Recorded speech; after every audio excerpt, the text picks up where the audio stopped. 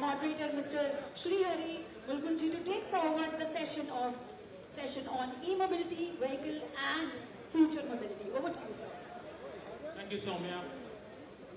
For a welcome remarks, I would like to invite the Honorable Minister of State for Transportation, Government of Uttar Pradesh, Shri Dayashankar Singh ji.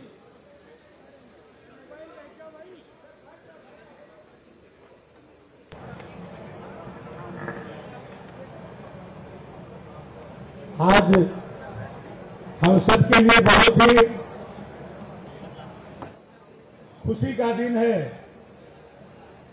कि इस investor meet में कि परिवहन विभाग के electric vehicle के promotion के लिए आयोजित इस सत्र में भारत सरकार के यशस्वी सड़क और परिवहन मंत्री, जिन्होंने पूरे देश के अंदर एक सड़क का, हाईवे का इतना बड़ा जाल जिन्होंने बनाया, जिसके कारण हम लोग के आवागमन जो पहले बहुत लंबे समय तक के लिए होता था, आज कुछ घंटों में देश के किसी भी कोने में पहुंच सकते हैं। ऐसे नए भारत के निर्माता आदरणीय नितिन गडकरी जी को मैं लखनऊ के इस धरती पर हार्दिक स्वागत और अभिनंदन करता हूं।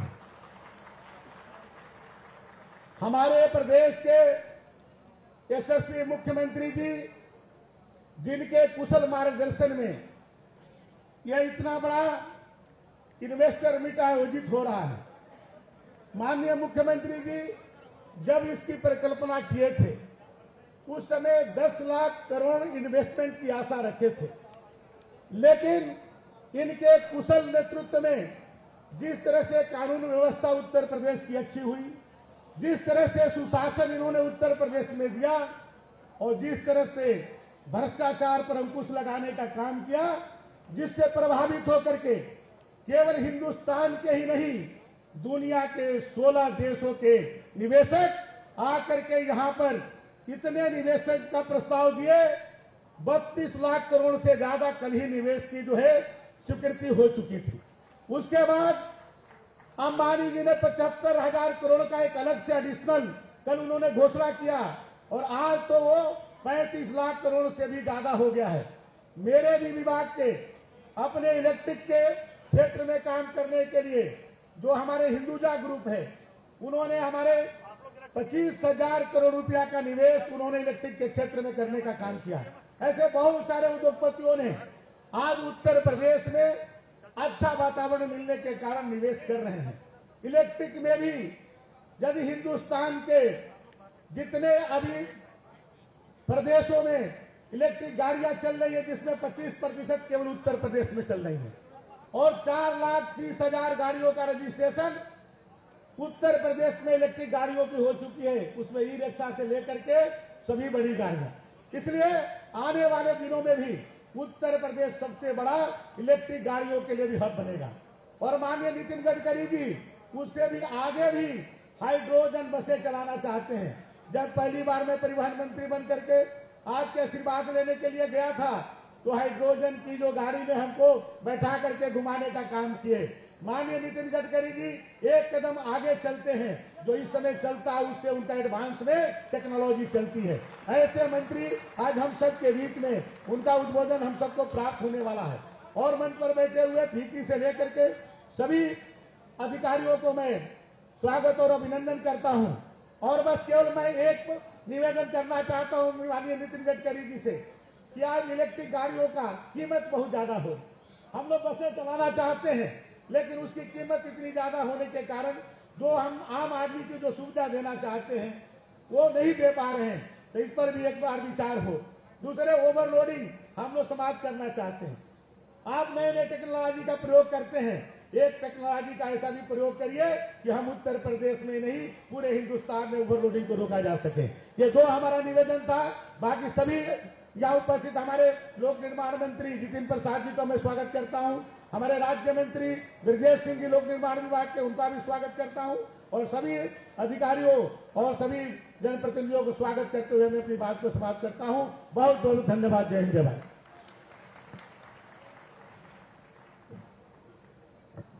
Thank you, sir, for your welcome remarks. I would now like to invite Mr. Prashant Banerjee, Executive Director, SIAM. माँ गंगा जमुना के प्रांगण में माँ भारती की सौगंध से आदित्य किरण की ऊर्जा से सर्वोत्तम प्रदेश बनाएंगे। परम श्रद्धेय नितिन गडकरी जी, परम आदरणीय योगी आदित्यनाथ जी और सभी मंच पर और ऑफ द मंच उपस्थित डिस्टिंग्विश्ड गेस्ट, कल आदरणीय प्रधानमंत्री जी ने कहा कि डबल इंजन ग्रोथ की सरकार कंपल्शन से नहीं, कन्विक्शन से चलती है। आज कन्विक्शन की दो ज्वलंत प्रतिमूर्ति हमारे सामने उपस्थित है मंच पर, यह हमारा बड़ा सौभाग्य है। नितिन गडकरी जी ने एक विजन देखा, उनकी एक दूरदर्शिता है, उनके कार्यशीलता में एक पारदर्शिता है और आज मुझे society of Indian automobile manufacturer की तरफ से ये कहते हुए बड़ा गौरव हो रहा है कि उनके विजन के कारण सर आज इंडियन ऑटोमोबाइल इंडस्ट्री दुनिया के सभी विकसित देशों की श्रेणी में आ गई है। दूसरी बात, जिस तरीके से उत्तर प्रदेश में हमें कल अमित शाह जी ने कहा कि प्राकृतिक नैसर्गिक संपदा भगवान की देन है, वसुंधरा की देन है, कृपा है, और वहाँ पर उन्होंने एथेनॉल को प्रमोट किया जो फ्यूचर मोबिलिटी के लिए बहुत बड़ी बात है। तो E10 से E20 और फ्लेक्स फ्यूल के लिए सर आपने हमें किया, उसके लिए वी आर वेरी थैंकफुल। और विद्युतीकरण के लिए उन्होंने एक जो नई पहल चलाई है, तो विद्युतीकरण, चक्रीयता, रिसर्कुलर इकोनॉमी, स्क्रैपेज पे जो आदित्य योगीनाथ जी ने हमें हेल्प किया उसके लिए, और पांचवी बात जो है गैस गतिशीलता CNG, ये सब मिलकर एक फ्यूचर मोबिलिटी बनाएगी।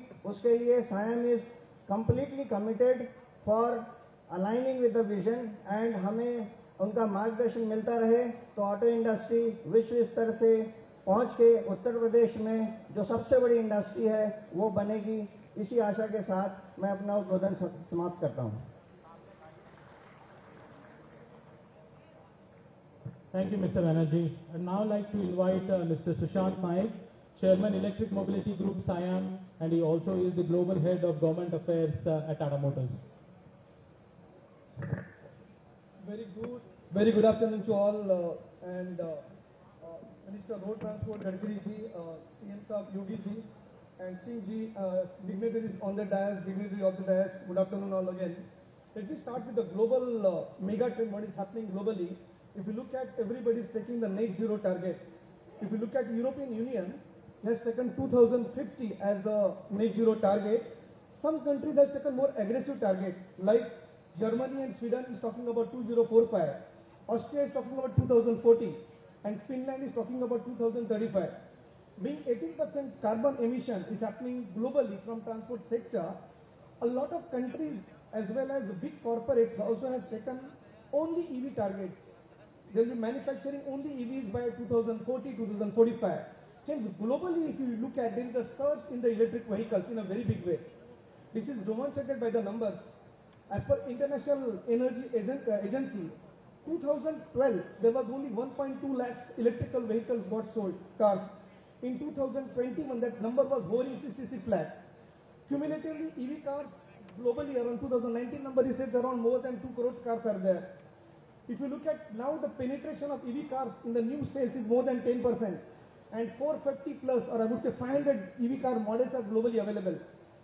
Future, it is expected that globally EV adoption is set to triple between 2025 to 35.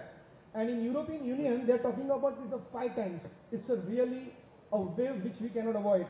Coming to India, 2070 was net zero target of COP27 as our Prime Minister, Honorable Prime Minister has taken in Panchamrut announced. And everything as action is going towards that. If you look at, actually we started our journey in the electric mobility as in India from 2015 when FAME 1 was there. Then we started with the FAME 2, which is very successful, I would say. And then auto production link incentives, and then ACC PLI, which is called Advanced Chemistry Cell PLI, which is talking about $6 to $7 billion as the demand incentives or the production incentives. Sorry, it is completely steps of government of India under our Prime Minister direction for vocal for local, Atmanirbhar Bharat localization. Further, in e-mobility journey of India, lots of ministries are working in the concentrated effort by Niti Aayog, working with coordinating with all the ministry. But especially would like to mention, as Gadkari ji is over here, about Ministry of Road Transport. They have given the very good boost to the e-mobility journey of India with the green plate status for the all EVs vehicle, registration fee exemption, advice to the state for exempting road tax as well as giving the demand incentives and battery standards. And the recent one, as Gadkari ji has announced that 9 lakhs old vehicles will be scrapped and will be converted into the green and electric vehicles. Ministry of Power also has taken the initiative by selling of electricity to service in EV charging infra.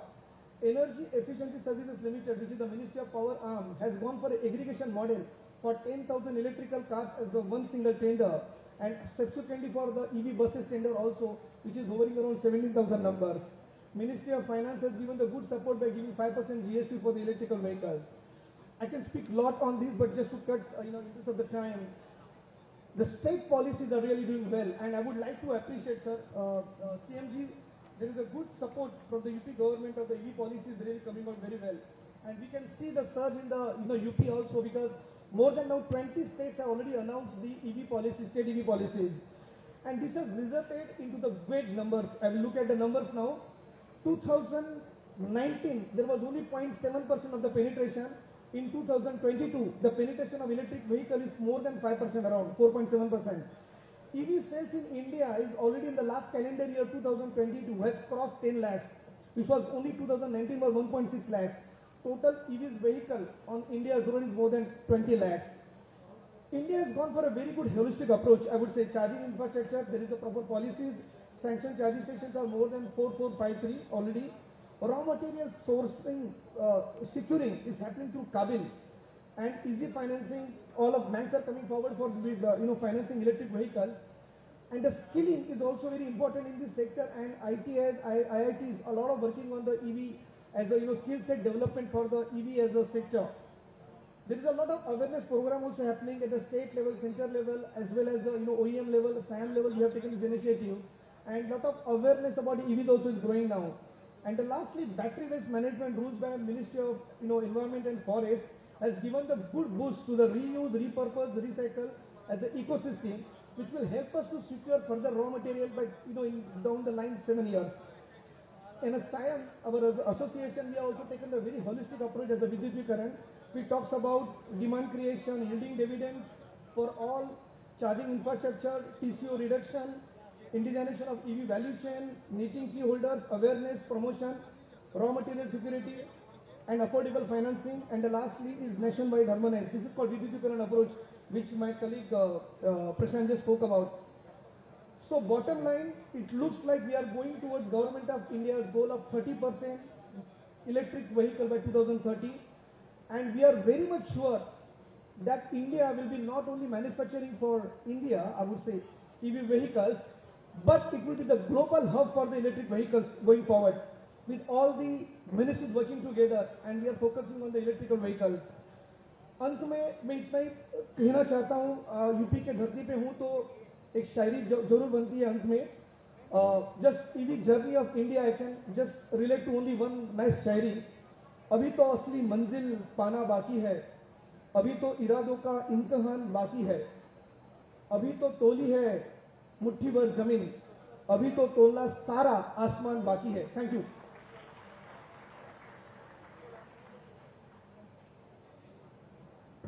Thank you, Mr. Naik. Next, I'd like to call on stage Mr. Ram Tumurru, the Chief Executive Officer of Cautious Group Limited.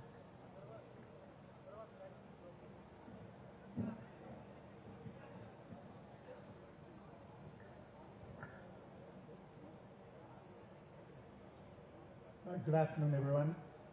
Honorable Chief Ministry, Honorable Transport Ministry, and everyone else on the stage. Thank you for the opportunity to give New Kids on the Block. We are a very new company based out of UK, and we had various communications with the UP Invest Group. Just a quick summary of who we are. We are not OEM company. We are a technology-based company providing solutions to transform industry into EV. And our commitment is not just producing vehicles, but also providing infrastructure that requires for the transformation of those vehicles that's going to continue to operate in the state. So our commitment to UP remains to create a manufacturing facility for the public transport and mass transit vehicles and provide the charging infrastructure across the country that vehicles that is produced by causes as well as any other OEMs that will produce in UP to be able to utilize. And our commitment to environment is such that every kilowatt that our EV vehicles spends, we need to create equal amount of renewable energy. So in that scenario, we need to create solar, wind, waste energy solutions so that we can have zero emission, neutral zero emission in UP and in India. So our commitment is to produce 2 gigawatt of renewable energy and produce roughly about 50,000 buses and trucks for the next 5 years. Unlike the other OEMs or the traditional model of sales, our goal is to provide social impact, and our goal is to provide employment. So we'll be producing the self-employment schemes for small operators that can operate buses from villages to villages, from intercity, from 1 bus to 5 buses to 50 buses. Our goal is to finance them over a period of 8 to 10 years so that they can afford the transformation. We all understand that EV vehicles are very expensive and requires the support of finance, and which can only be available through public-private partnerships. So we are new, we are young, but we are dedicated, motivated, and I genuinely thank everybody here giving us the opportunity to sit next to the well-experienced companies like Tata's and Ashok Leyland's. Just to finish off, there are over 10,000 two-wheeler EV companies in India. There are over 4,000 other EV companies that are coming up. For us, we are going to be creating a training and development center along with a testing center that not only causes can be using, but anyone that around India will be able to come and be able to use. And we will be building a gigafactory that will be initially at 10 giga with the cell, and our capacity will be 30 giga within the next 3-year period. So with that, I take an opportunity to say thank you, everyone, and we look forward to working with you. Thank you. For the keynote address, let me invite Mr. Parmeshwaran Iyer, Chief Executive Officer, Niti Aayog.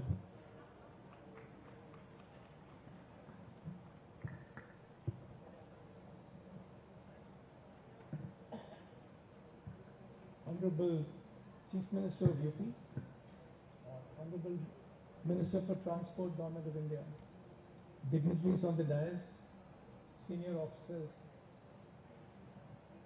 distinguished guests. If you look at the global economy and the headwinds, India is the only large economy in the world which is growing at 7%, despite the global headwinds. And in that growth story, Uttar Pradesh, under the leadership of the Chief Minister, is making a very major contribution in India's growth. In the electric mobility sector, you have already heard from my distinguished colleagues and from industry. I would like to remind you of what Honorable Prime Minister outlined. A 7C vision for mobility in India, which is common, connected, convenient, congestion-free, charged, clean, and cutting edge. So the future of mobility in India is green. and electric has a very big role to play. You will shortly hear from Honorable Union Minister a little bit more about the electric mobility story. But let me just say that in NITI Aayog, in 2018, the government established a national mission on transformative mobility and battery storage to take forward multidisciplinary research and policy support for the next generation mobility in India. We have discussed the PLI program, which incentivizes the production of ACC batteries, but also for automobile and auto components.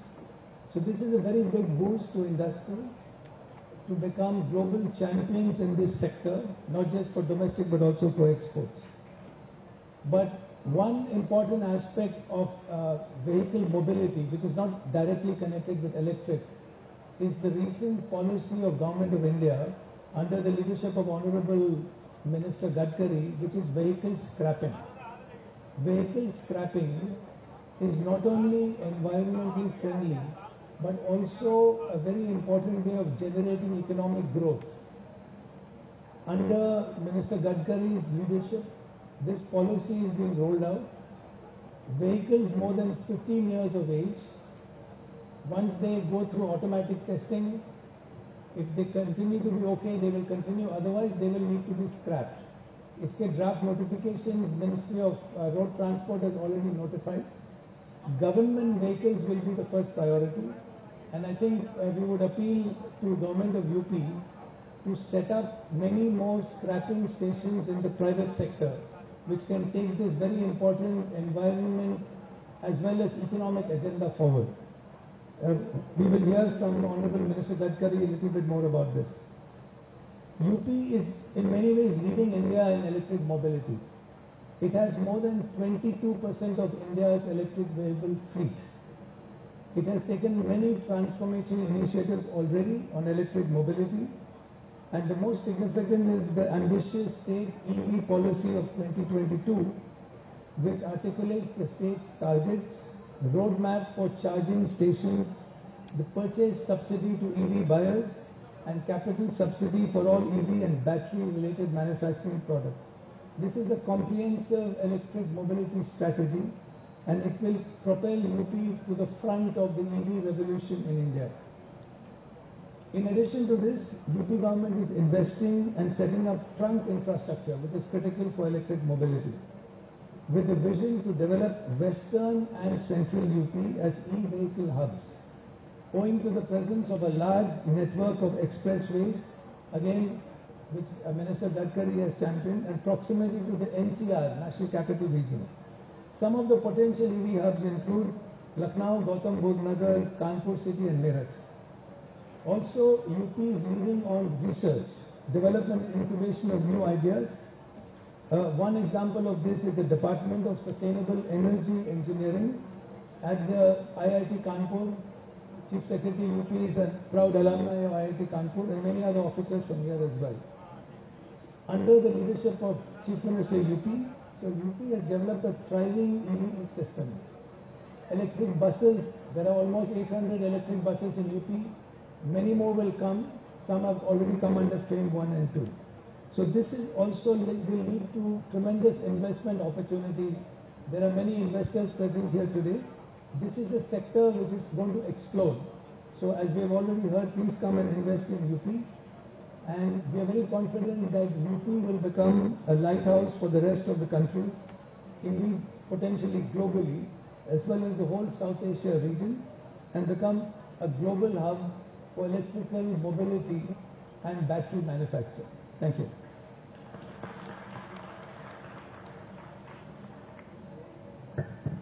Thank you very much.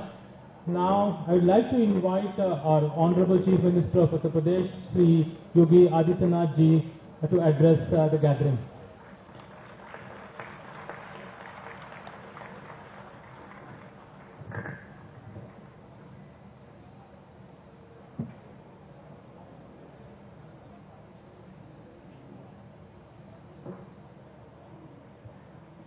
E-mobility, vehicle and future mobility. से जुड़े हुए आज के इस महत्वपूर्ण सत्र में मुख्य अतिथि के रूप में उपस्थित भारत सरकार के सड़क परिवहन, राजमार्ग मंत्रालय के माननीय मंत्री आदरणीय नितिन गडकरी जी, प्रदेश सरकार में मेरे सहयोगी मंत्री श्री दयाशंकर सिंह जी, नीति आयोग के मुख्य कार्यकारी अधिकारी श्री परमेश्वरन अय्यर जी, प्रमुख सचिव परिवहन श्री एल वेंकटेश्वरलू जी,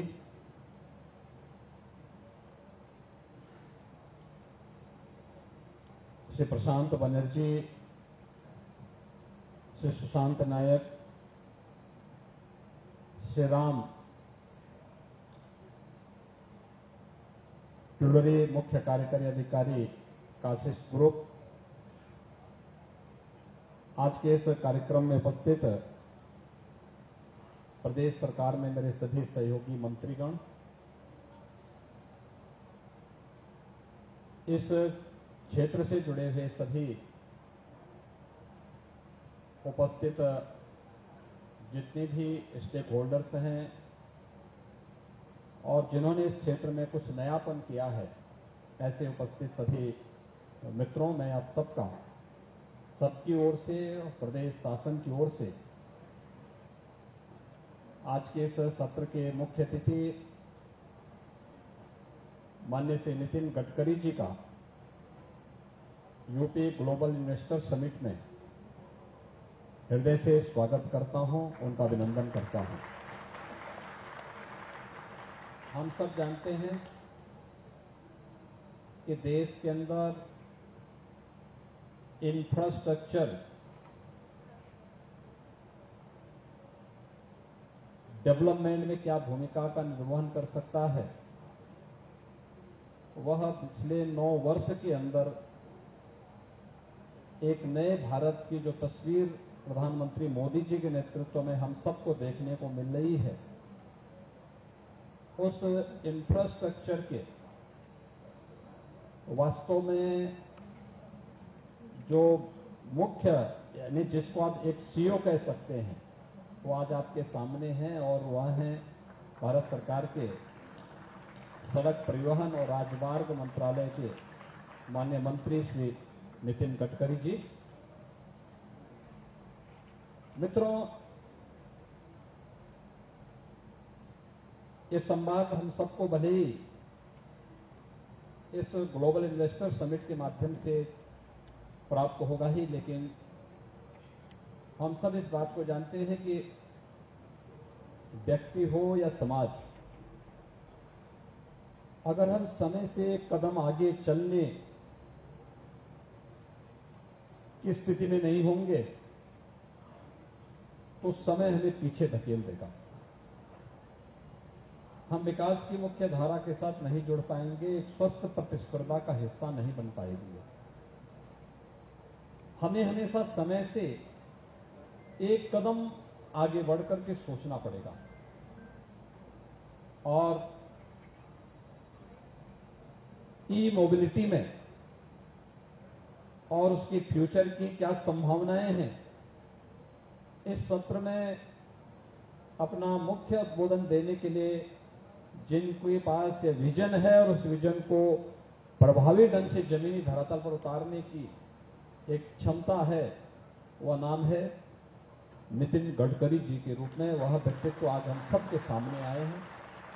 मैं ग्लोबल इन्वेस्टर समिट के प्रति उनकी शुभेच्छा रही है। उत्तर प्रदेश के और देश के इंफ्रास्ट्रक्चर के साथ साथ उत्तर प्रदेश के अंदर आज जो इंफ्रास्ट्रक्चर हम सबको देखने को मिलता है, इस इंफ्रास्ट्रक्चर में उस इंफ्रास्ट्रक्चर को हमको कैसे आगे बढ़ाना है, उसमें उनका मार्गदर्शन और सहयोग हमें निरंतर प्राप्त हुआ है। उत्तर प्रदेश के हाईवे को 2 लेन को 4 लेन में, 4 लेन को 6 लेन में, 6 लेन को 8 लेन में, 6 लेन को 12 लेन का एक्सप्रेसवे भी, देश का पहला 12 लेन का एक्सप्रेसवे दिल्ली से मेरठ के बीच में भी विगत वर्ष आदरणीय प्रधानमंत्री जी के द्वारा प्रारंभ किया जा चुका है।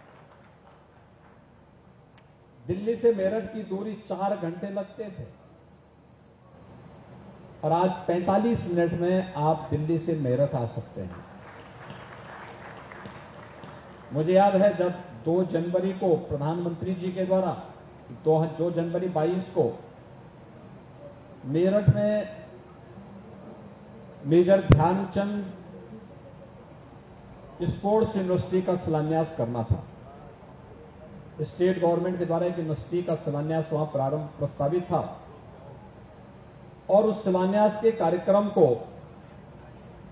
करने के लिए प्रधानमंत्री जी ने कार्यक्रम भी दे दिया था, लेकिन विजिबिलिटी के कारण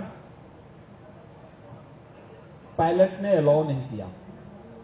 तो मेरे पास जानकारी हुई तो मैंने हिम्मत की, मैंने कहा अगर पीएम साहब बाई रोड आ सकें तो लोगों के लिए कल्पना थी क्या ये संभव हो पाएगा। ये वो समय था जब किसान आंदोलन चल रहा था।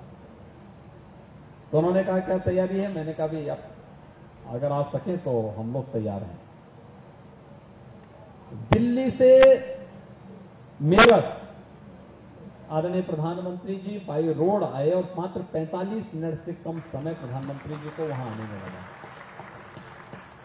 मुझे याद है उससे पहले 5 साल पहले दिल्ली से मेरठ की दूरी 4 घंटे 5 घंटे लग जाते थे।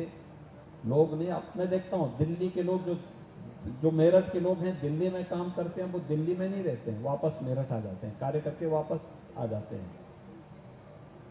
ऐसे प्रदेश के अंदर देश के अंदर कहीं भी इस कनेक्टिविटी का लाभ आज हम देख सकते हैं और उत्तर प्रदेश के अंदर कनेक्टिविटी को बेहतर होने का परिणाम इस ग्लोबल इन्वेस्टर समिट की सफलता के पीछे वह भी एक रहस्य है। यही नहीं, देश का पहला वाटरवे प्रारंभ हो हल्दिया से वाराणसी के बीच में, वह भी आपके पास जब विभाग था आपने इस कार्यक्रम को भी प्रारंभ किया और अभी 13 जनवरी को प्रधानमंत्री जी ने दुनिया के सबसे बड़े रिवर क्रूज का शुभारंभ वाराणसी से डिब्रूगढ़ के बीच में वह रिवर क्रूज भी प्रारंभ किया है, जो वाराणसी से प्रारंभ होकर के डिब्रूगढ़ तक पहुंचेगा। उस विजन के साथ इंफ्रास्ट्रक्चर से लेकर के और वर्तमान की हमारी प्लानिंग क्या होनी चाहिए, इलेक्ट्रिक व्हीकल के फील्ड में हमारी क्या प्रोग्रेस है, हम लोग इससे आगे जाकर के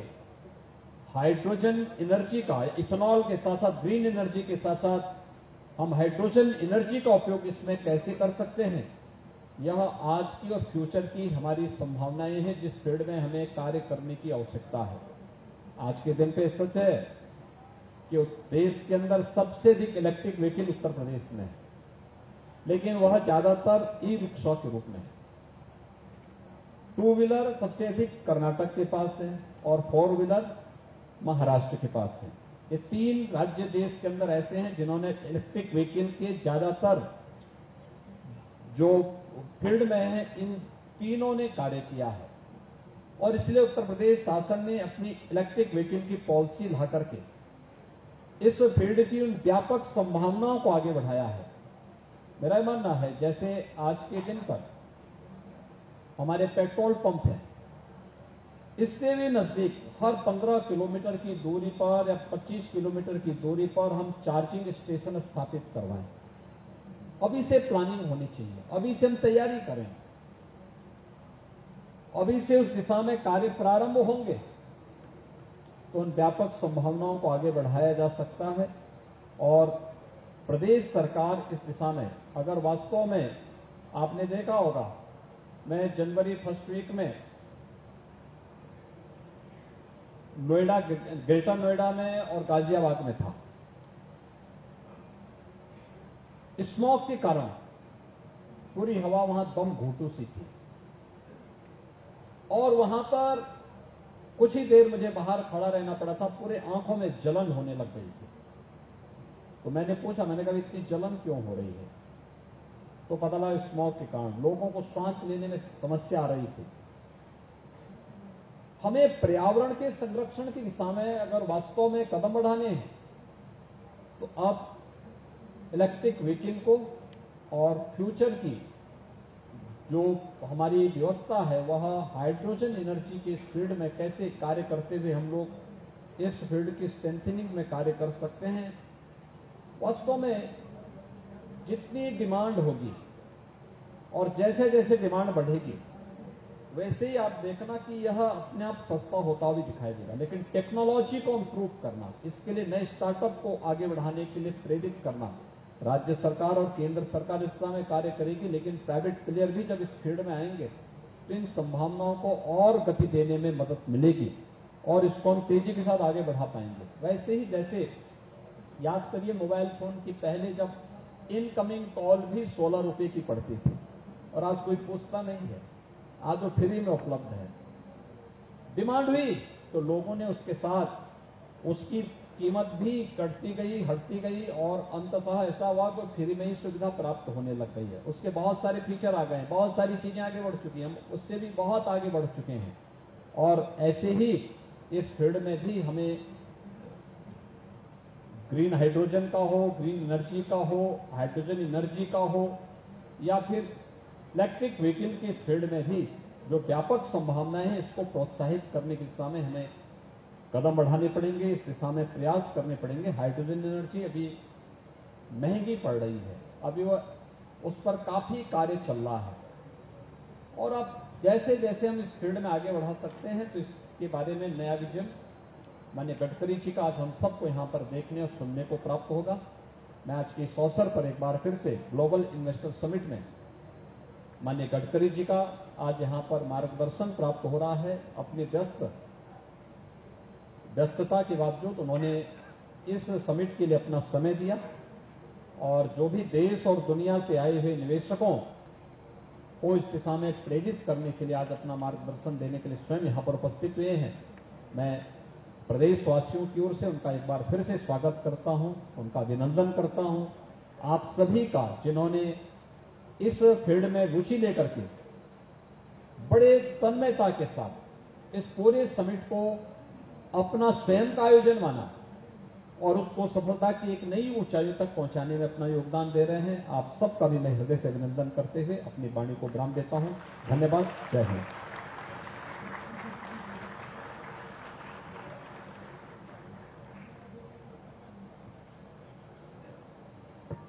Thank you, sir, for sharing your vision. I would now request the Honorable Chief Minister to facilitate Nitin Gadkari ji. Thank you.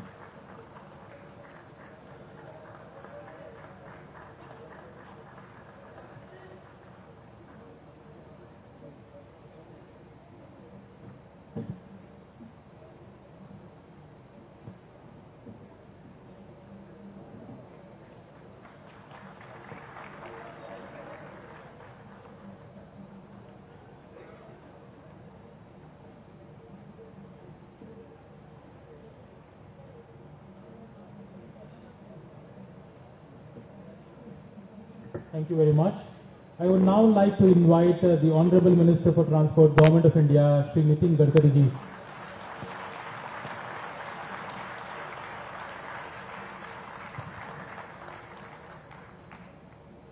Uttar Pradesh के लोकप्रिय मुख्यमंत्री आदरणीय योगी आदित्यनाथ जी,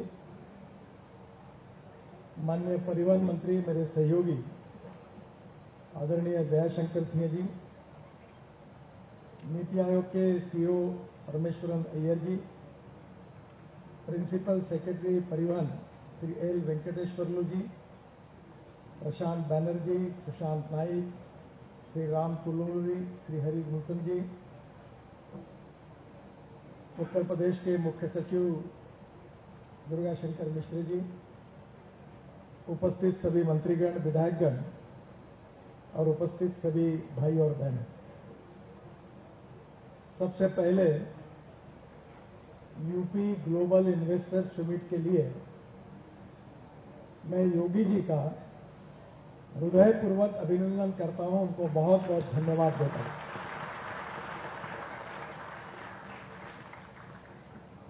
उत्तर प्रदेश में पहली बार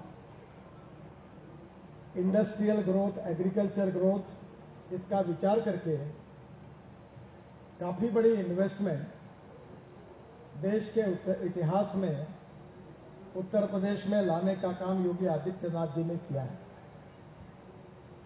और कि उनकी ये विजन उत्तर प्रदेश के तस्वीर को बदल देगी। मैं अक्सर एक बात दोहराता हूं, you can donate I but you can not donate vision. आंखें दान किए जा सकते हैं पर जीवन में विकास की दृष्टि दान नहीं की जा सकती। And lack of vision is a big problem. और उत्तर प्रदेश में गरीबी दूर करने के लिए रोजगार निर्माण करना पड़ेगा। रोजगार निर्माण करने के लिए इंडस्ट्री आनी चाहिए। इंडस्ट्री आएगी तो कैपिटल इन्वेस्टमेंट आएगी और कैपिटल इन्वेस्टमेंट आएगी तो रोजगार निर्माण होगा और रोजगार निर्माण होगा तो गरीबी दूर होगी। ये विजन का मैप तैयार करके एक प्रकार से ये ग्लोबल इन्वेस्टर्स को यहाँ बुलाकर उत्तर प्रदेश को देश का विकसनशील राज्य बनाने का जो सपना योगी जी का है, उस दृष्टि से उनका ये जो प्रयास है वो बहुत एप्रोप्रिएट हाईवे पे चल रहा है। और योगी जी की गाड़ी, उत्तर प्रदेश की गाड़ी, इस एक्सप्रेस हाईवे से ऐसे स्पीड से दौड़ रही है कि जल्दी ही उत्तर प्रदेश की जनता को गरीबी, भुखमरी और बेरोजगारी से निश्चित रूप से ये तकलीफ दूर होगी, ये मेरा विश्वास है। और मेरे मन में इसकी विशेष रूप से खुशी है कि योगी जी ने इस इनिशिएटिव को लिया है। सबसे पहले जिस सब्जेक्ट पर ये आज का सेमिनार रखा हुआ है वो देश के हमारे दो बड़े चैलेंजेस है, आह्वान है। एक आह्वान हमारे पास है कि इंपोर्ट ऑफ फॉसिल फ्यूल। ये पेट्रोल, डीजल और गैस इकोनॉमी में अभी हमारे यहाँ 16 लाख करोड़ रुपए का इंपोर्ट है। 16 लाख करोड़। और इस देश के इकोनॉमी से 16 लाख करोड़ हमारे बाहर जा रहे हैं। हम एनर्जी को इंपोर्ट करने वाला देश है। 85% हमारा पेट्रोल डीजल इंपोर्ट होता है और इसलिए अब हमको एनर्जी को इंपोर्ट करने वाला नहीं तो एनर्जी को निर्यात करने वाला देश बनाना है। और यही हमारे प्रधानमंत्री जी का आत्मनिर्भर भारत का सपना है। और इस सपने में सबसे ज्यादा पोटेंशियल किसी राज्य में है तो वो उत्तर प्रदेश में है और योगी जी के नेतृत्व में ये सपना निश्चित रूप से पूरा होगा। दूसरी इंपॉर्टेंट प्रॉब्लम जो है कि हमारे सोसाइटी के 3 इंपॉर्टेंट पिलर है, ethics, economy, ecology and environment.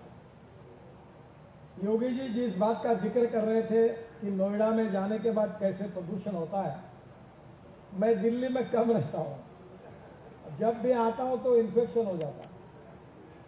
इसका कारण हमारे देश में साउंड पोल्यूशन, एयर पोल्यूशन और water pollution is a big problem. और मैं जिसका मंत्री हूं और जिसके मंत्री दयाशंकर सिंह जी है, हमारे विभाग का कंट्रीब्यूशन 40% इस एयर पोल्यूशन में है बिकॉज ऑफ फॉसिल फ्यूल। अब आपको यह पता नहीं है कि आपको डॉक्टर को कितना बिल देना पड़ता है क्योंकि यह कैलकुलेशन नहीं होता। पर हमारे देश में हमको ऐसी नीति बनानी चाहिए, import substitute, cost effective pollution free और इंडिजिनियस। और इसी बात के लिए योगी जी ने उत्तर प्रदेश के सामने ये विजन रखी है। और मुझे विश्वास है कि मैं दो बातों का अक्सर जिक्र करता हूं और उसको ऊपर अनुकरण भी करता हूं। मेरा विश्वास है कि ये दो फिलॉसफी देश के तस्वीर को बदल सकती है। The first philosophy is knowledge as a power, innovation, entrepreneurship, science, technology, research, skill and successful practices, we name it as knowledge, and conversion of knowledge into wealth is the future. और दूसरी philosophy मैं अक्सर याद रखता हूं कि no material is waste, no person is waste, it is depending upon the appropriate technology, it is depending upon the appropriate vision of the leadership like Yogi ji, that you can convert waste into wealth. और हमारे देश की ये 16 लाख करोड़ की economy में मैं बहुत आत्मविश्वास के साथ योगी जी आपसे अनुरोध करूंगा कि ये मिशन में 2 लाख करोड़ की इकोनॉमी कम से कम बनाने की क्षमता उत्तर प्रदेश की है और आपके नेतृत्व में इसमें सफलता मिलेगी। आज मैं आपको बताना चाहता हूं कि जो ऑटो इंडस्ट्री की बात हो रही है, आप इन्वेस्टर हैं, आप टेक्नोलॉजी को लेकर आ रहे हैं, तो सबसे पहले पॉजिटिविटी और सेल्फ कॉन्फिडेंस आपके बीच में हुए बिना यहां इन्वेस्टमेंट नहीं आएगी। अभी प्रेजेंटली ऑटोमोबाइल इंडस्ट्री का टोटल टर्नओवर 7.8 लाख करोड़ है। वर्ल्ड के सभी ऑटोमोबाइल ब्रांड हिंदुस्तान में प्रेजेंट हैं। 2 व्हीलर एक्सपोर्ट होते हैं। हमारे देश में 4 करोड़ रोजगार इसी इंडस्ट्री ने खड़े किए हैं। यही इंडस्ट्री ऐसी है कि जो सबसे ज्यादा रोजगार क्रिएट करती है। यही इंडस्ट्री है कि जिसने राज्य सरकार को और भारत सरकार को जीएसटी के रूप में सबसे ज्यादा टैक्स रेवेन्यू देने वाली ऑटोमोबाइल इंडस्ट्री है। और मैंने एक मिशन के रूप में एक तय किया है कि 5 साल के अंदर ये 7.8 लाख करोड़ की इंडस्ट्री को हमको 15 लाख करोड़ रुपए की इंडस्ट्री को बनाना है। और इसका जो रोड मैप है, इसमें हम जो टेक्नोलॉजी का उपयोग कर रहे हैं उसके कारण हमें बहुत बड़ा परिवर्तन आगे दिख रहा है। हमारे देश में जो हमारा देश ऐसा है कि वर्ल्ड की सबसे ज्यादा young talented engineering man power अगर वर्ल्ड के किसी देश में है तो उसका नाम हिंदुस्तान है। और इसलिए हमारे जो यंग टैलेंटेड इंजीनियर्स है वो इतने जीनियस है कि वर्ल्ड में सॉफ्टवेयर इंजीनियर्स पूरे वर्ल्ड में अगर पॉपुलर है तो आजकल वर्ल्ड में आप किसी भी देश में जाओ तो वो कहते हैं we need Indian software engineers. अगर हमारे दुनिया में यूके में जाए, यूएसए में जाए तो 10 डॉक्टर में से 4 डॉक्टर इंडियंस हैं। तो आज हमारे पास ये क्षमता है कि हमारे भारतीयों की ये विशेषता है कि हमारे यंग टैलेंटेड इंजीनियर जीनियस है और रिसर्च एंड डेवलपमेंट हमारे लिए मिशन है। और इसलिए जो फ्यूचरिस्टिक टेक्नोलॉजीज है उसको अगर हम आत्मसात करेंगे तो हमारी गति बहुत तेज गति से हम आगे जाएंगे।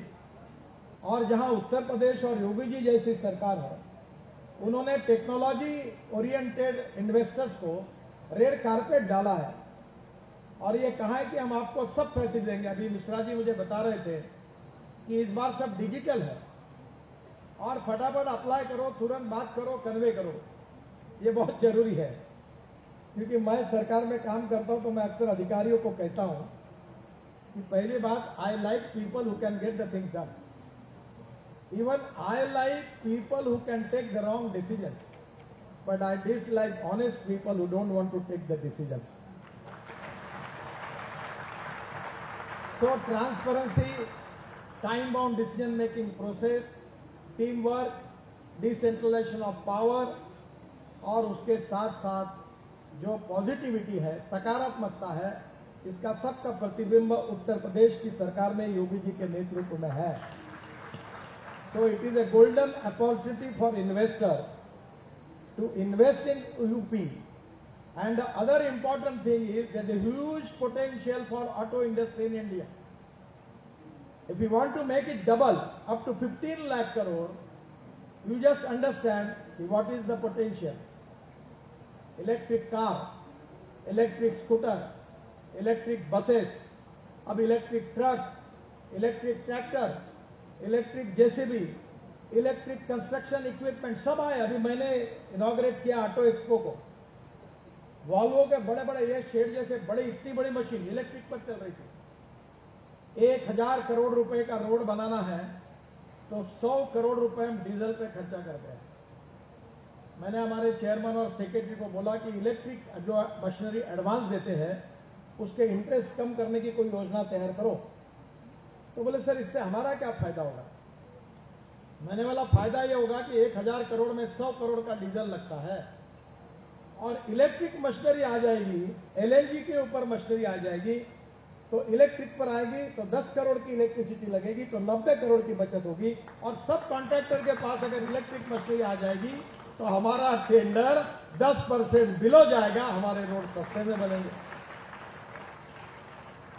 तो technology is very important for economic viability. Any success story, we need 4 important things. The proven technology, second is economic viability, third is availability of raw material, and 4 is marketability. Market का तो कोई problem ही नहीं है। Inherent we have expertise how to increase population and how to increase automobile growth. अभी हमारे देश में करीब 30 करोड़ से ज्यादा वाहन है। मैं योगी जी आपको लिख कर देता हूं कि कम से कम 10 साल के बाद जनसंख्या कम होगी और ऑटोमोबाइल की संख्या ज्यादा होगी। घर में 3 लोग और 5 गाड़ियां, दिल्ली मुंबई में यही है। और इसलिए आने वाले समय में आप बिजनेस की चिंता मत करिए, there huge potential. There other important thing is हमारी कॉस्ट कम हो रही है। मैं परमेश्वरन जी का, अय्यर जी का धन्यवाद दूंगा।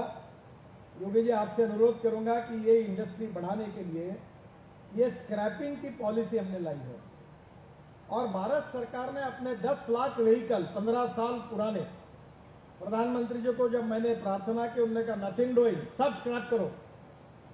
और हमने 15 लाख व्हीकल स्क्रैप करने का निर्णय किया है जिसको 15 साल पूरे हुए, 10 लाख। और हमारे वित्त मंत्री जी ने इस साल के बजट में स्टेट गवर्नमेंट के लिए स्कीम दी है कि वो अपनी पुरानी एम्बुलेंस, पुरानी गाड़ियां सब भंगार में डाल दे। अब मैं ट्रांसपोर्ट का मंत्री हूं, उत्तर प्रदेश का तो मुझे मालूम नहीं है, पर बहुत राज्यों में ऐसी बसेस हैं कि जहां हॉर्न छोड़कर सब बचता है।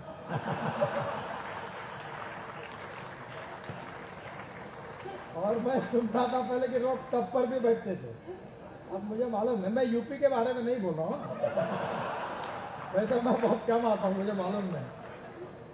तो अभी ये पूरे राज्य सरकार और भारत सरकार के 45 लाख व्हीकल अगर स्क्रैप होंगे तो इसका क्या परिणाम होगा? ऑटो कंपोनेंट्स 30% सस्ते हो जाएंगे। हम एल्यूमिनियम इंपोर्ट कर रहे हैं, हम कॉपर इंपोर्ट कर रहे हैं, हम प्लास्टिक इंपोर्ट कर रहे हैं, हम रबर इंपोर्ट कर रहे हैं, हम वेस्ट स्टील वेस्ट हम वो भी इंपोर्ट कर रहे हैं। तो ये पूरा जो वेस्ट मटेरियल निकलेगा भंगार, ये conversion of waste into wealth.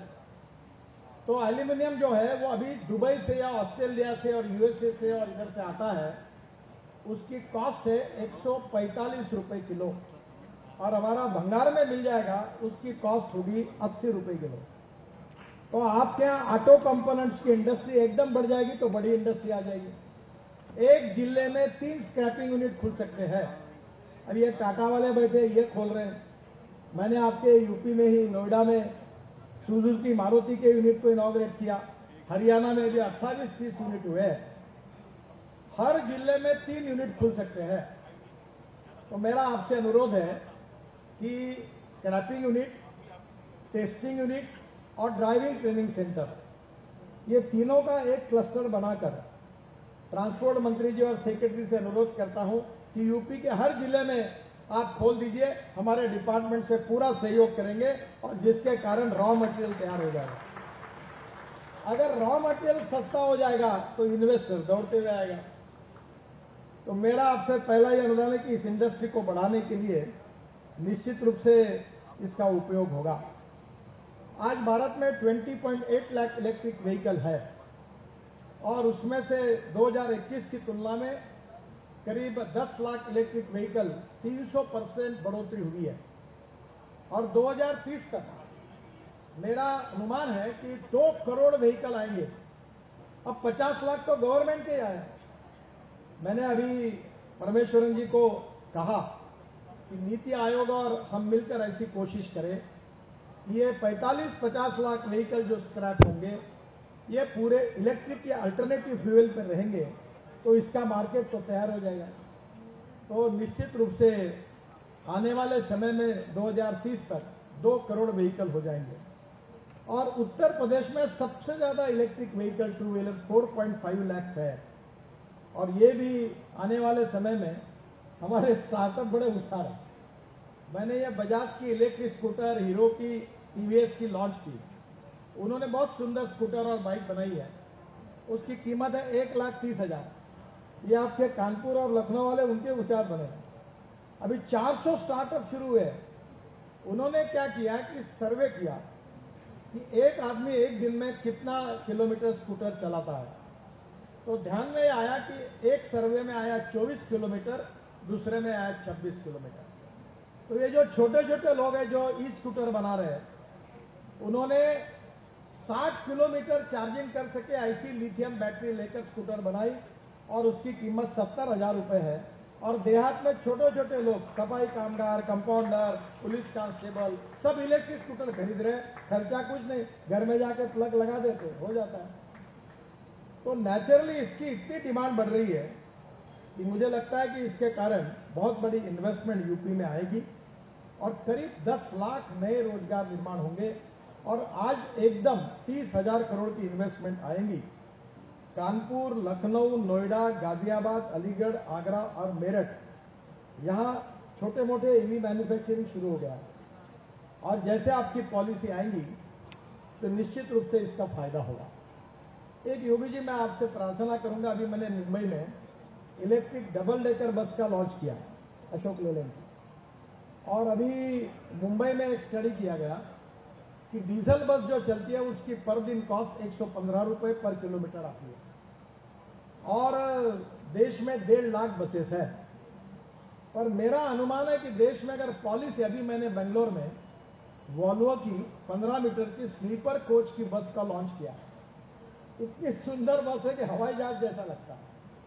फिर मैंने वॉल्वो को सुझाया बिजनेस क्लास बस बेंगलोर के लिए तैयार करो कि जहां कंप्यूटर ये वो सब अरेंजमेंट है, हवाई जहाज जैसी, एग्जीक्यूटिव क्लास जैसी, और लोग सोकर उसको देखकर आगे जाते हैं। तो वो भी बस आ गई। जैसे लखनऊ से कानपुर जाना है तो ये बस आएगी तो लोग उसमें जाएंगे जो एग्जीक्यूटिव क्लास के लोग हैं। तो आने वाले समय में बस में बहुत पोटेंशियल है, इलेक्ट्रिक बस में। और इसलिए मैं आपको एक मॉडल सुझाता हूं जिसमें आपको 1 रुपया लगाना नहीं है, उल्टा आपको हर साल 100 करोड़ 200 करोड़ फायदा होगा। इन्वेस्टमेंट कुछ नहीं है और यूपी की जनता एयर कंडीशन इलेक्ट्रिक बस में घूमेगी और किराए का रेट आप चाहेंगे तो 25 से 30% कम कर सकते हैं। वो लंदन ट्रांसपोर्ट का मॉडल ऐसा है कि वहां 9 ऑपरेटर है, बस का रन एक ही है, ड्राइवर ऑपरेटर का है और कंडक्टर कारपोरेशन का है। और यहां सब बसेस में, थोड़ा साफ बात कहने में, मैं यूपी के बारे में नहीं कह रहा हूं, मैं हमारे उधर के अनुभव की बात बता रहा हूं कि जो कंडक्टर होता है, जो टिकट देता है, वो पैसा अपने जेब में रखता है और दूसरा डीजल जो होता है निकाल देता है। तो दोनों के कारण मेरे पास सब स्टेट ट्रांसपोर्ट का बस मेरे पास ही है, सबका बैंड बच चुका। ऑल ओवर इंडिया सब लॉस में है। अब इलेक्ट्रिक ऐसा है कि फूंक कर निकली नहीं जा सकती। और मैंने ये टाटा से लेकर सबको सुझाव दिया कि एंट्री सामने से होगी, सामने से चलेंगे, सामने से उतरेंगे, टिकट नहीं होगा, कार्ड होगा और वहां कैमरा लगा हुआ होगा ड्राइवर के बाजू में, कुछ भी गड़बड़ होगी कोई तो दिख जाएगा। और वो कार्ड दिखाएगा अंदर जाएगा, कार्ड दिखाएगा बाहर आएगा, और उसके बैंक अकाउंट से पैसे निकल जाएंगे। कोई कंडक्टर नहीं, चोरी नहीं, कुछ नहीं। तो इलेक्ट्रिक की भी चोरी नहीं और टिकट की भी चोरी नहीं, और जहां 100 रुपए का डीजल पेट्रोल लगता है वहां 10 रुपए की बिजली लगेगी। हमने टेंडर निकाला, भारत सरकार ने 4,500 बसेस का टेंडर निकाला। नॉन एसी बस का टेंडर आया 39 रुपीज पर किलोमीटर, और एसी बस का टेंडर आया 41 rupees per kilometre. London transport ने क्या किया, हर ऑपरेटर को गारंटी दी कि हर दिन 250 किलोमीटर बस घूमे या ना घूमे, हम 10,000 रुपए आपको देंगे। ड्राइवर उसका, कंडक्टर कारपोरेशन का। और ये 250 किलोमीटर घूमती है बस। लखनऊ में भी जो घूम रही है वो भी घूमती है 250 किलोमीटर, तो उसको 10,000 मिलेंगे। 35,000 का गल्ला आएगा। 10,000 रुपए और आप कहीं डाल दो, ड्राइवर कंडक्टर खर्चा कर, 10,000 रुपए आपको प्रॉफिट मिलेगा। 1 रुपया लगाना नहीं, लाएगा इन्वेस्टर, वो डालेगा बस, रंग होगा एक ही, ड्राइवर होगा उनका, कंडक्टर होगा आपका, पैसा आपको मिलेगा, और पूरी जनता फुकट एसी क्लास में घूमेगी। आपके ये लंदन ट्रांसपोर्ट का मॉडल आप स्वीकार करिए। अभी उत्तर प्रदेश में 1.5 लाख बसेस आएगी, 3 लाख लोगों को, ड्राइवर को रोजगार मिलेगा, और पूरी उत्तर प्रदेश की जनता बढ़िया प्रवास कर सकती है। बाद में आप यही एयर कंडीशन बस लखनऊ से दिल्ली, एक पॉइंट से दूसरे पॉइंट तक, फिर यही बस लखनऊ से कानपुर, और अब पूरे बड़े बड़े शहरों को जोड़ दीजिए। अभी हमने हाईवे बनाए, अब तो बहुत जल्दी पहुंच जाएंगे। दिल्ली से मेरठ आपने कहा 40-45 मिनट में, दिल्ली से देहरादून 2 घंटे में, दिल्ली से हरिद्वार 2 घंटे में, दिल्ली से चंडीगढ़ 2.5 घंटे में, दिल्ली से अमृतसर 4 घंटे में, कटरा 6 घंटे में, श्रीनगर 8 घंटे में, जयपुर 2 घंटे में, और दिल्ली से मुंबई 12 घंटे में। और अभी हमारे नागपुर से हम रोड बना रहे हैं, नागपुर से पुणे 24 घंटे लगते थे, अब 4.5 घंटे में। पुणे से बेंगलोर 11 घंटे लगते थे, अब 4.5 घंटे में। और बंगलोर से चेन्नई 2 घंटे में। और अभी प्राइम मिनिस्टर अगले महीने में इनॉग्रेशन कर रहे हैं मैसूर से बेंगलोर 1 घंटे में। तो लोग अपने गाड़ी के बजाय एयर कंडीशन बस में बिजनेस क्लास जैसे बैठकर जाएंगे, तो उनको उतना तो पेट्रोल डीजल के पैसों में फायदा भी होगा और कंफर्ट मिलेगा। तो आने वाले समय में मुझे लगता है ये मॉडल से लेंगे तो बस में काफी आएगी। फिर इलेक्ट्रिक कार आई है। मैं सुप्रीम कोर्ट तक गया था क्योंकि मैंने ये ई रिक्शा शुरू की। मुझे बहुत बार याद है, आज मुलायम सिंह यादव जी ने लोकसभा में कहा था कि राम मनोहर लोहिया जी कहते थे कि मैं जिंदगी भर ये साइकिल रिक्शा में नहीं बैठूंगा, आदमी आदमी को ढोने का काम करता है।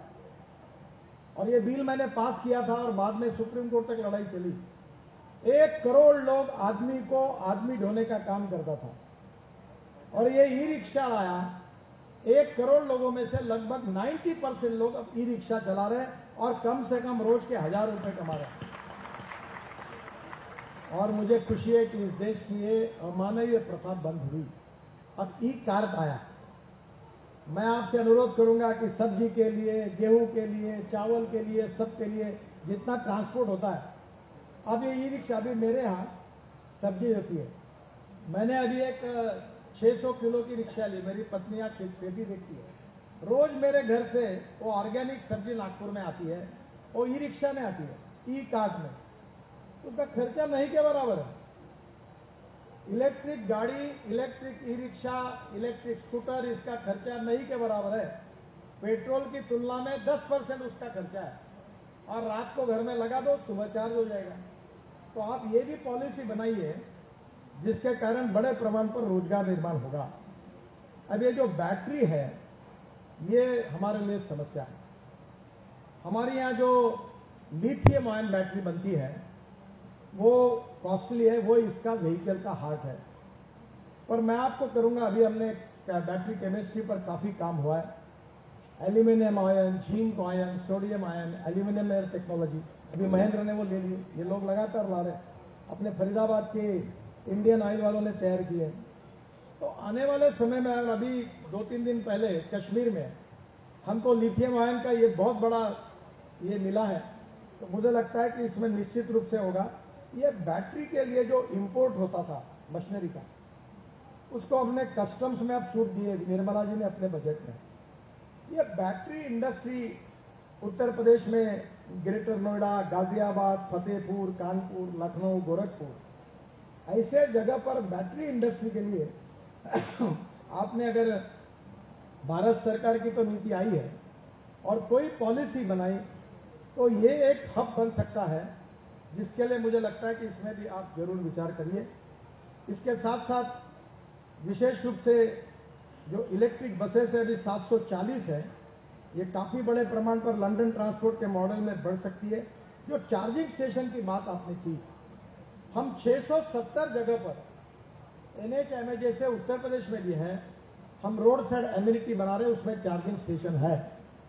और अभी वो चार्जिंग स्टेशन ऐसे बना है कि वहाँ हेलीपोर्ट भी है। और अभी मैंने दिल्ली में एक लॉन्च किया ड्रोन 200 किलो वाला, तो 200 किलो सामान उठा। अभी एक MGM इंस्टीट्यूट है चेन्नई में जो हार्ट ट्रांसप्लांट करते हैं और लंग ट्रांसप्लांट करते हैं। मैंने उनके यहाँ का उद्घाटन किया कि कोई लंग्स डोनेट करता है या हार्ट डोनेट करता है और जल्दी ले जाना पड़ता है हॉस्पिटल, तो उसके लिए रेड क्रॉस ट्रीटमेंट है सरकार की VIP। तो हार्ट को वो ड्रोन में रखते हैं और एयरपोर्ट से उड़ाकर हॉस्पिटल में लाते हैं और तुरंत ऑपरेशन थिएटर में ले जाते हैं। अब योगी जी वो दिन दूर नहीं है कि 200 किलो के बजाय 1000 किलो वाला ड्रोन 4 लोगों को लेकर हवा में उड़कर आएगा। वो दिन अब दूर नहीं है। वो ड्रोन बनाने की भी इंडस्ट्री हमको डालनी है। ये ई-मोबिलिटी में अब वो दिन दूर नहीं है। अभी वो ड्रोन वाले ने परसों जिसको मैंने कार्यक्रम में लॉन्च किया, उसने हिमाचल प्रदेश में क्या किया, जो सेब पहाड़ी पर थे वो सेब ड्रोन से नीचे लाए मार्केट में, और जो नीचे का सामान था वो ऊपर लेके गया। अभी मैं लद्दाख और लेह में एक फेनाकुलर रेलवे बना रहा हूँ। इंडियन IIT का इंजीनियर है।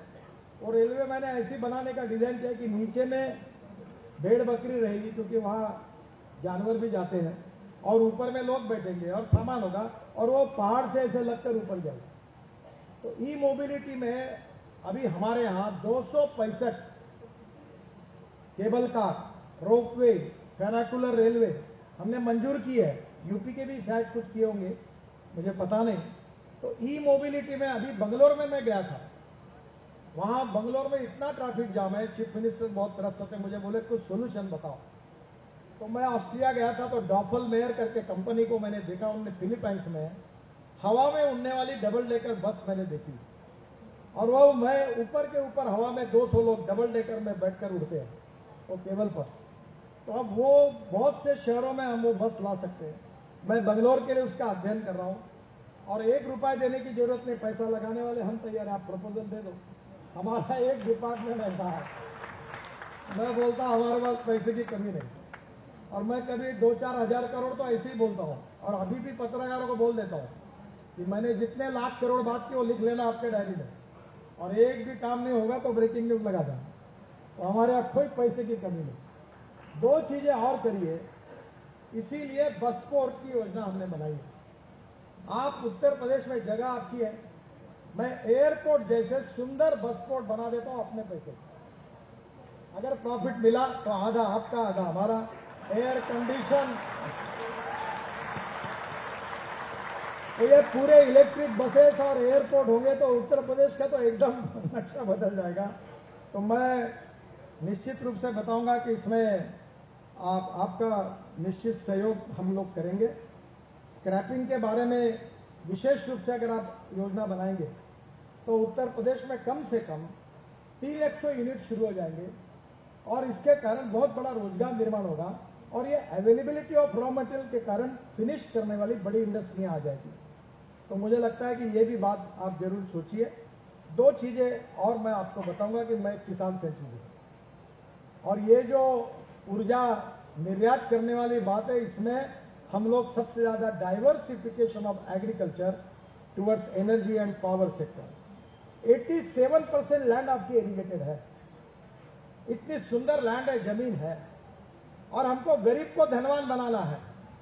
धनवान को धनवान वैसे ही बन जाता है, पर जो गांव गरीब मजदूर किसान है उसको धनवान बनाकर टेक्नोलॉजी उसको देना है।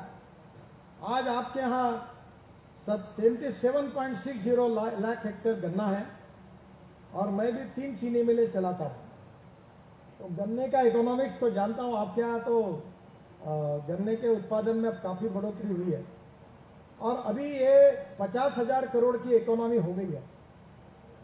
ये इथेनॉल आया, इसके लिए किसानों को पैसे मिले, नहीं तो आपका सर दर्द बढ़ता। अगर इथेनॉल नहीं आता तो तकलीफ होती।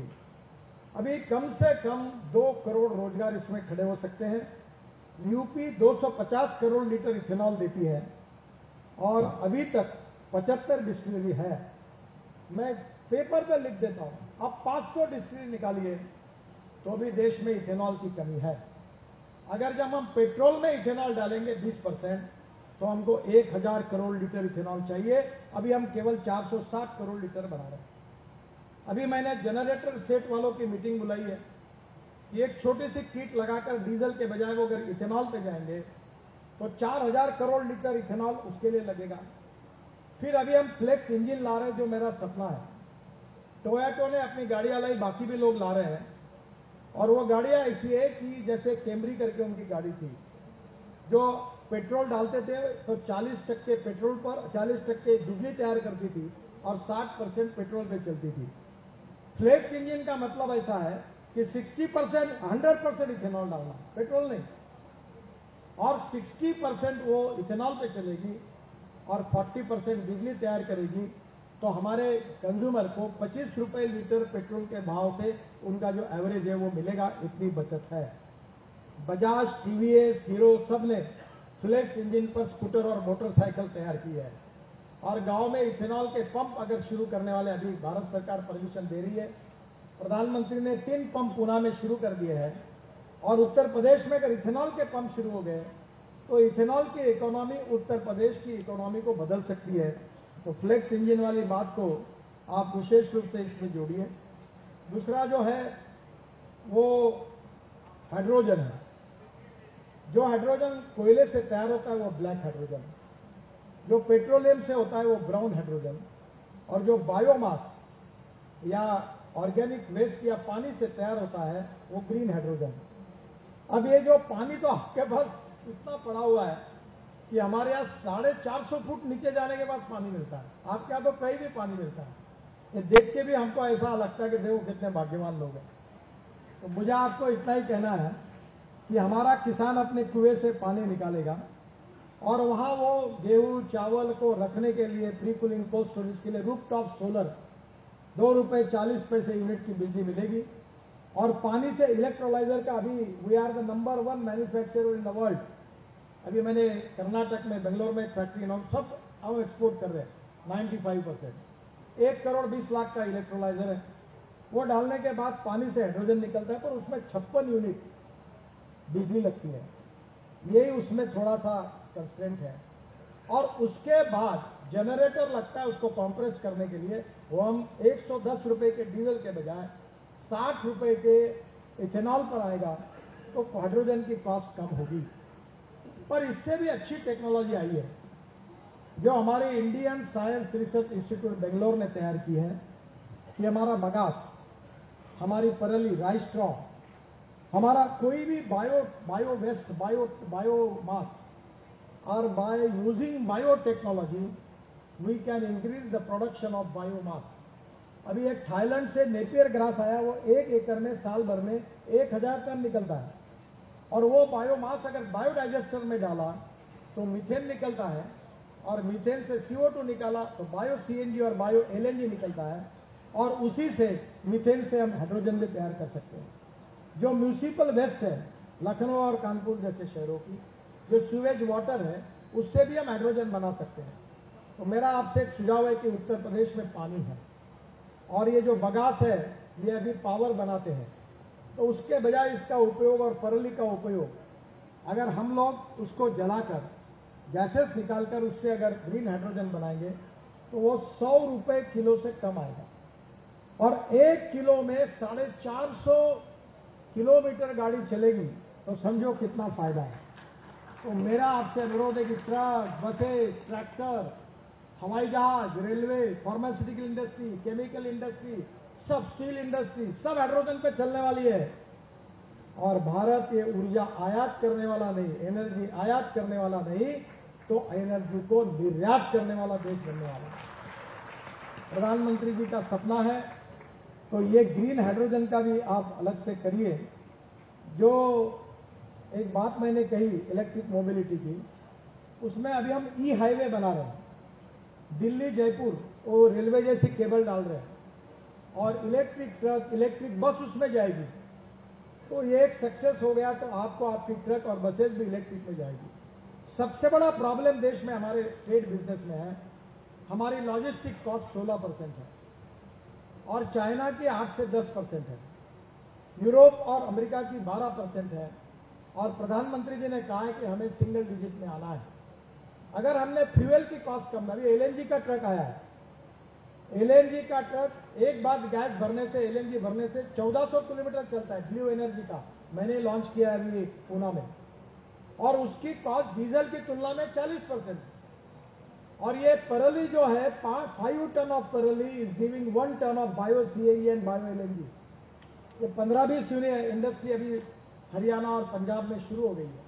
तो मुझे सभी दृष्टि से अगर हम प्रयास करेंगे तो हमारा किसान अन्नदाता नहीं ऊर्जादाता बनेगा।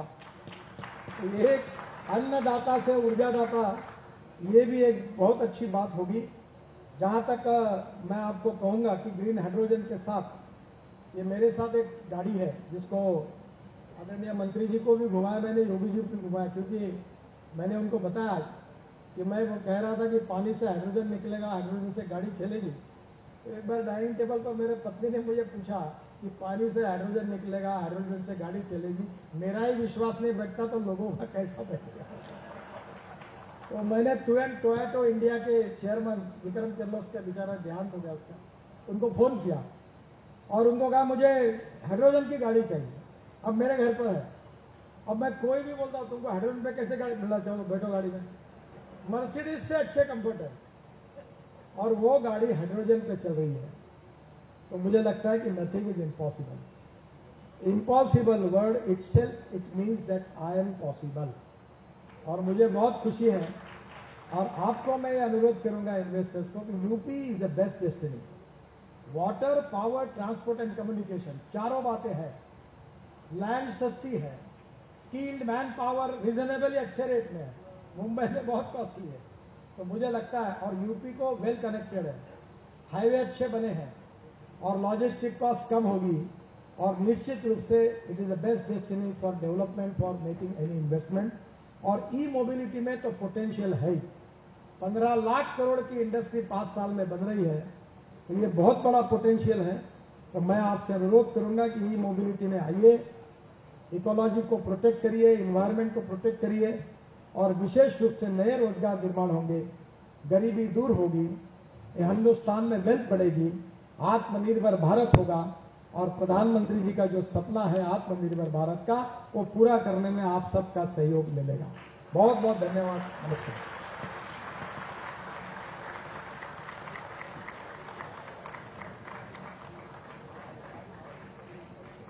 Thank you very much, sir, for sharing your vision. At the last, for vote of thanks, I'd like to invite Mr. Venkateshwar Luthi. सभी सम्मानित साथियों, आप लोगों ने हमारे मुख्यमंत्री के अद्भुत बातें सुने। इनकी अद्भुत बातें हैं, इनकी इतनी सारी आइडियाज हैं, सबको प्रेरणा देने वाले, सबको उत्साहित करने वाले, इनके अंदर जबरदस्त आइडियाज है। इसलिए ऐसे महान राष्ट्रभक्त और महान विचारवान के नेतृत्व में इनकी ट्रांसपोर्ट और हाईवे सेक्टर में अभूतपूर्व परिवर्तन हुआ है। ये हमारी हम लोगों को इमेजिन करना, इनकी बातें सुनने के बाद इनके उत्साह और इनको सबको मेस्मराइज किया है। ये ऐसे महापुरुष हमारे बीच में हैं। मैं उत्तर प्रदेश सरकार की तरफ से, ट्रांसपोर्ट सेक्टर की तरफ से, ऐसे हृदय की गहराई से इनको मैं आभार व्यक्त करता हूँ। हमारे बीच में इन्होंने दृष्टि की जो बात कही है, हमारे योगी महाराज जी, हमारे मुख्यमंत्री जी की दिव्य दृष्टि है, पवित्र मार्गदर्शन है। इनके मार्गदर्शन की हम लोग अभी छठा देख सकते हैं लोगों के अंदर कितना उत्साह है। ये नजारा देख के ऐसा लगता है कि बिना ईश्वर की पूरी आशीर्वाद के ये संभव नहीं है।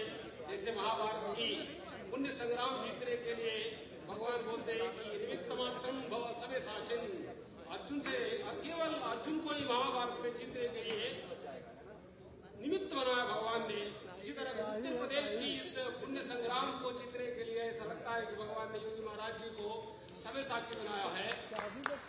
सव्यसाची दोनों हाथ से शस्त्र चलाते हैं हमारे योगी महाराज जी, आध्यात्मिक क्षेत्र का भी और व्यवहारिक क्षेत्र का भी।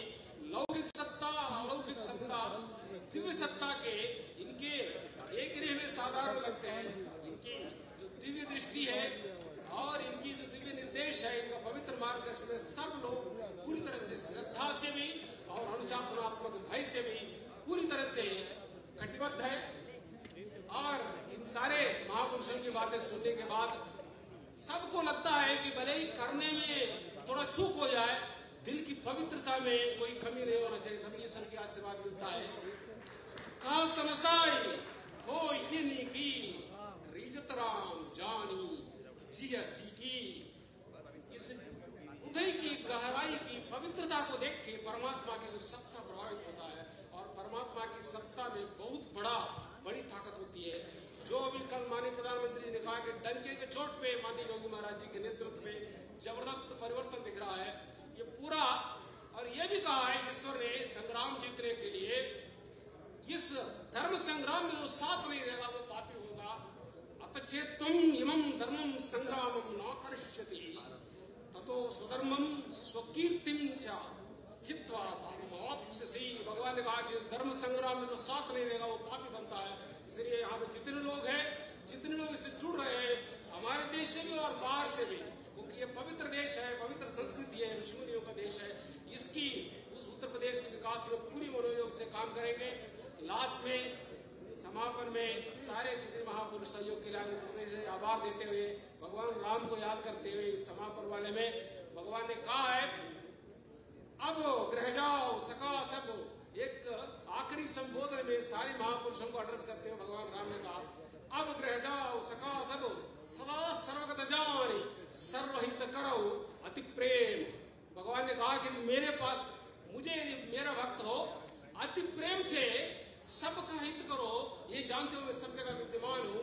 ये योगी महाराज जी के नेतृत्व में ये इस पवित्र भावना को याद में रखते हुए सबको करना पड़ेगा। आत्मनो मोक्षार्थम जगत हिताय च। आत्मिक उन्नति और जगत का हित, ये जीना जीवन धंधा नहीं है, जीवन साधन धाम मोक्ष कर द्वारा है। जितना भी बड़ा आदमी हो सवा मृत्यु को प्राप्त होता है। इस दिव्य सत्ता में अपनी विकास, लोगों का विकास, आत्मिक उन्नति प्राप्त होगा। इस दिव्य जो गोष्ठी है और महाराज जी के नेतृत्व में जो चल रहा है, पूरी आशा है पूरी देश और दुनिया इस दिव्य दृष्टि और दिव्य नेतृत्व में काम करके अपने उत्तर प्रदेश को सर्वोत्तम प्रदेश बनने में सब पूरा योगदान देंगे। सबको बहुत बहुत शुभकामनाएं। जय हिंद, जय भारत।